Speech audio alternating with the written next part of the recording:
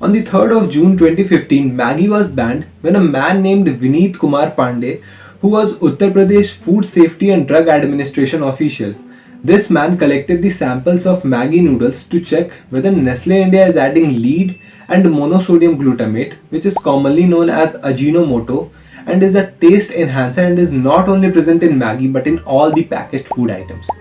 So, as per his results, it was revealed that the amount of lead and MSG content was more than the accepted level. So, to take the case further, it was handed over to FSSAI, that is Food Safety and Security Authority of India. FSSAI collected the samples of Maggi noodles from all over India so that the quality of the product can be measured.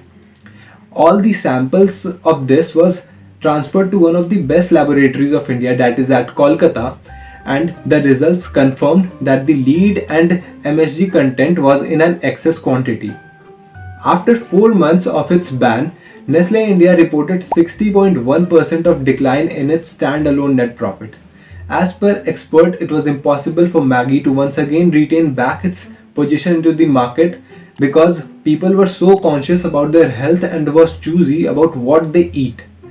But today, once again, Maggi became India's favorite instant noodles. So let's see what magic happened after the ban and all the extended controversy. Interacting with a customer is the simplest and the easiest thing any company can do. Maggi also interacted with their consumers and was actively assuring that their product is safe and was always safe to use. They were also continuously responding to all the queries of the customers by the source of Facebook and Twitter. They even created a frequently asked question corner, that is FAQ page on their website, where they provided all the answers about what they were accused. Due to ban on Maggi, Nestle company had faced first ever loss in the last 17 years. Nestle deals over 20,000 plus products all over the world, but earlier only few products were circulated in the Indian market, in which 30% of the revenue was generated from Maggi. After the upliftment of ban, Nestle decided to spread more products over the market. So, many new flavors of Maggi was introduced along with many new varieties of product, that is nutrition related products, dairy related products, breakfast cereals and many other. Nestle launched 43 new products between January 2016 to May 2017. All these launches was a part of strategy to handle the crisis. After the ban, building trust among the customers was a very major issue with the company. For this, a very smart role was played by its marketing team.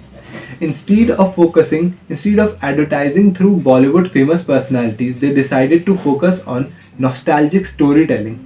You must have seen maximum of the Maggi ads shows a very lovely relationship between mother and their child. By this, they build a emotional value among their customers. The campaign hashtag We Miss You Maggi was also so popular and was relatable to many others. Company also decided to advertise through the medium of social media so that they could target the youth. And today, Maggi became favorite for every student, traveler and many others.